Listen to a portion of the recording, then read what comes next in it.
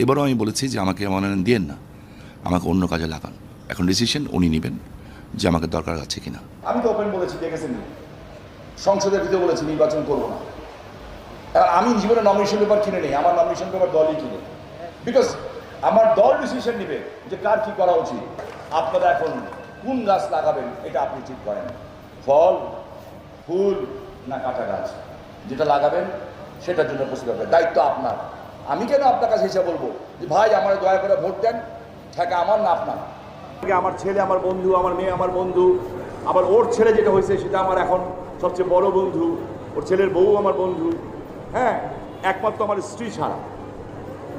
এ আমাদের উপরে ডমিনেট করে, এখানে যেভাবে কথা বলে টাক বলে না। আপনারা দেখছেন আমি স্টেজ থেকে নিচে নেমে গেছিলাম, অনেকক্ষণ পরে উঠছি।